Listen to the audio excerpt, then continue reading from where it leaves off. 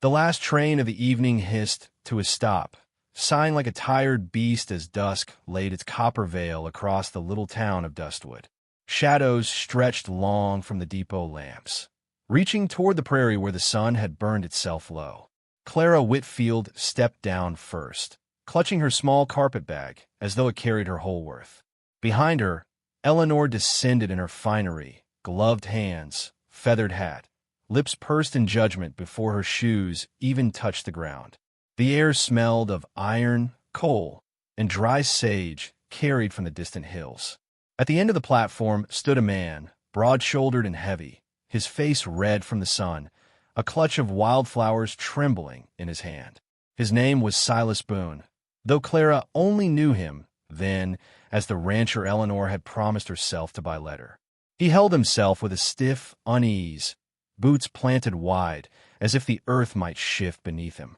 When his eyes fell upon the sisters, there was no sparkle of romance, only the tentative light of a man long used to solitude, hoping against habit that this time might be different. Eleanor saw him, and her smile collapsed. She leaned close to Clara, her whisper sharp as a knife. "Good Lord, he's fatter than a hog at slaughter. Do you think I came all this way to yoke myself to that?" Clara's throat tightened.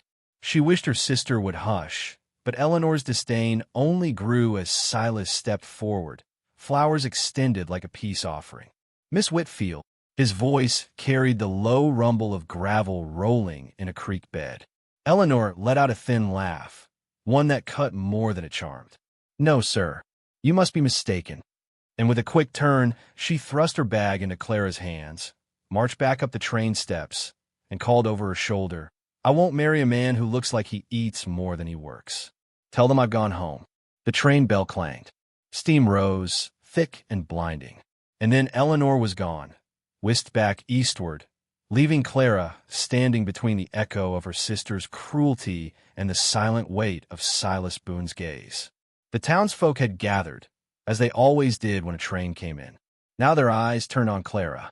A ripple of whispers rose. She felt her cheeks burn, as though Eleanor's insult had been branded onto her own skin. She wanted to vanish, but her boots were nailed to the planks. Silas lowered the flowers slowly, their stems creaking in his grip. He gave no reply, only nodded once, as if to say he had long expected disappointment. Then he turned and walked toward the hitching rail where his horse waited, shoulders sagging beneath the twilight. Clara, trembling, carried her shame to the boarding house. Mrs. Harlow met her at the door, lips pursed, eyes glinting with the satisfaction of a new tale to tell. "So you're the one left behind," she said, ushering Clara in with a pitying pat. By nightfall, the story had spread. How Eleanor Whitfield had spurned Boone, and how her poor sister now bore the disgrace. Each whisper in the dining room was a thorn. "She's the one," they muttered. Imagine being tied to that shame. Clara lay in her narrow bed, listening to the laughter outside, wondering if her life had been traded for her sister's pride. Sleep would not come. In the gray hush before dawn, she took the flower Silas had dropped at the depot, rescued from the dirt by her own guilty hands, and carried them out to his ranch, her heart pounding with every step of the borrowed mule she rode. The land opened wide as the sky swallowed her. Boone's estate rose from the dust like a solitary fortress, weathered barns, endless fences, the house squatting on the ridge. She found him by the corral, repairing a gate with steady, deliberate strokes. When he looked up, surprise flickered but quickly dimmed. "I came to return these," Clara said, offering the flowers, now wilted. Her voice cracked. "They were meant for her, not me." Silas wiped sweat from his brow, studied her, then shrugged with a heaviness that seemed older than his 30 years. "Flowers don't much care who hold them." His tone was even, but behind it lay something wounded. Clara's breath caught. She braced for anger, yet he offered none. Instead, he asked, simple as a prayer, "Have you eaten?" The question disarmed her. She shook her head. "Then come," he said. They rode side by side to the ranch house.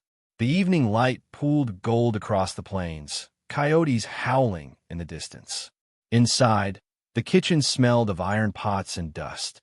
Boone moved quietly, setting out bread and stew, while Clara sat rigid, hands folded tight. When he gestured, she rose and ladled the stew into his bowl, her fingers trembling as the spoon clinked. He nodded once in thanks. No flourish, no complaint. Just two souls at a table, bound by silence more than words. She noticed the size of his hands, calloused, scarred, yet careful when he passed her the bread. She noticed how the lamplight softened his heavy face, how he ate without hurry, as though each bite mattered. He asked her nothing, and she offered little. Yet something in that quiet felt steadier than all the gossiping tongues in town. When the meal was done, Clara poured coffee, her hand brushing the rim of his cup. He looked up then, and for the first time she saw not awkwardness, not shame, but a man accustomed to standing alone against the vastness of his own land. "You own all this?" she asked, eyes drifting to the dark fields stretching beyond the window. "Enough to buy the county twice over," he replied, though there was no pride in it, only fact. She studied him, bewildered. A man so wealthy, yet left to eat alone, spurned at the depot like a beggar. The injustice of it struck her harder than her sister's betrayal. Night deepened, the lantern flame wavering. Clara gathered her shawl, unsure of what bound her more, gratitude, pity, or something unnamed. She rose to leave, but as she reached the door, she glanced back. Boone sat where she'd left him, shoulders broad, face shadowed, yet the air about him seemed less burdened. Clara stepped into the cool night, stars spilling over the prairie. She pulled the shawl tighter, the silence of the ranch pressing into her chest. For the first time since Eleanor's cruel laugh, she wondered if shame might yet be remade into something else, something steadier, like the man she had just shared supper with. And in that wondering, she felt the faintest tremor of fear, for she realized the town would not forgive her for staying at Boone's table. Nor, she suspected, would her sister. But the lantern glow in the window lingered like a beckoning, and Clara knew this was only the beginning of the trouble and the grace that awaited her. The morning after supper, Clara stepped into the boarding-house kitchen to fetch water, and every conversation seemed to hush around her. She felt the weight of eyes slide against her back, as though her very presence soured the coffee. Whispers bloomed like weeds in the corners.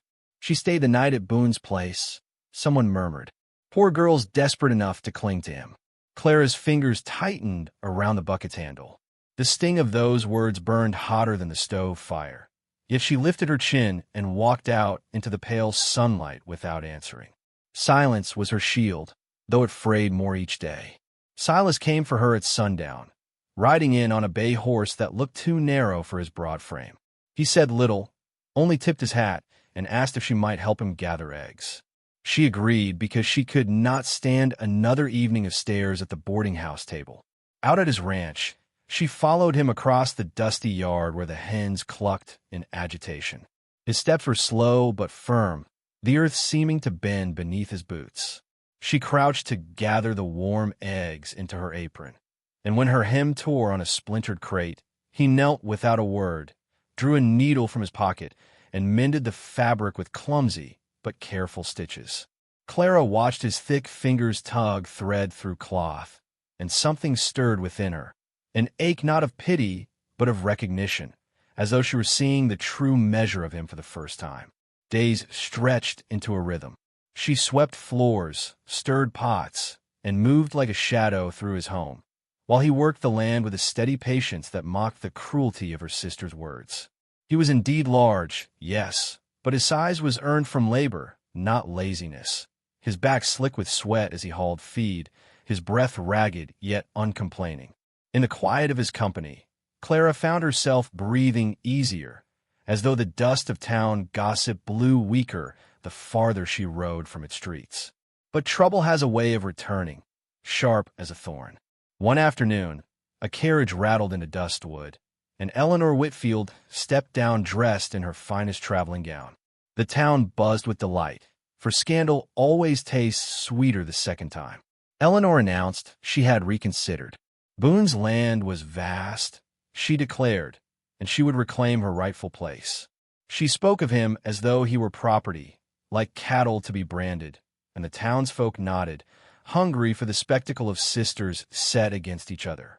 Clara confronted her outside the mercantile, heat rising in her chest. "You left him humiliated, Eleanor. You left me with the shame."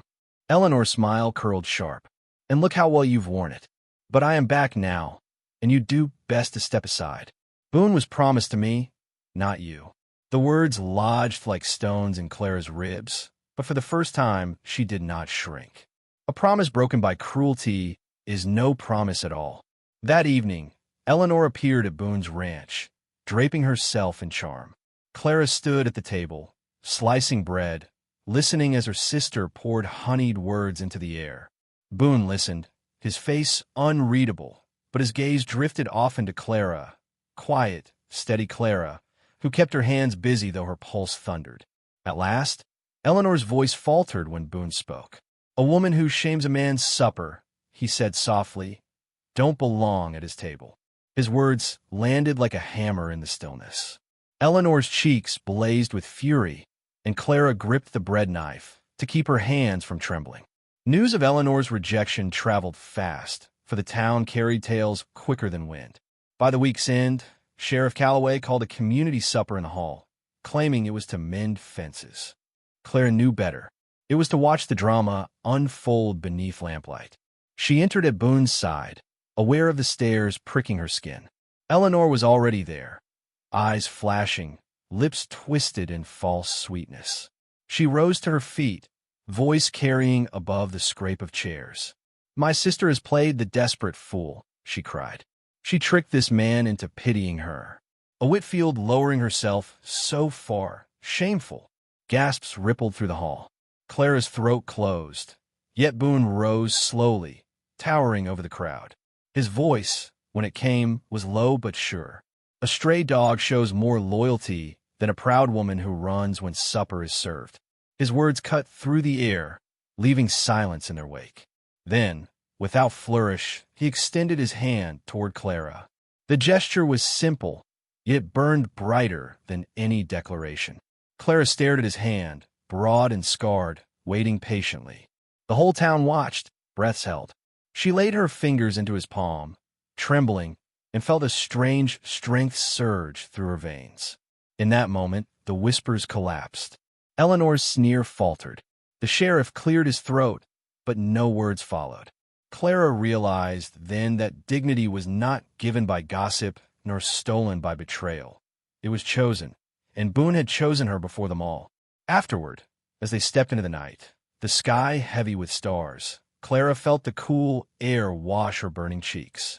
Boone did not speak, only let his thumb brush across the back of her hand, a touch so light it could have been imagined.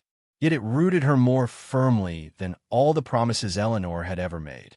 Still, as they mounted the wagon, Clara's eyes caught the shadow of her sister lingering near the doorway, her expression twisted not in defeat but in calculation. And Clara knew Eleanor was not done. Trouble rarely leaves when pride is wounded. The prairie wind lifted her hair, carrying the scent of dust and sage. Boone clicked the reins, the horse pulling them toward the long road home. Clara leaned into the quiet, her heart beating not with shame, but with the trembling birth of something steadier. Yet beneath that calm lay a tremor of fear, for though the town had been silenced, Eleanor's eyes had promised war. And Clara, for the first time, did not know if she was ready for the fight waiting in the dark.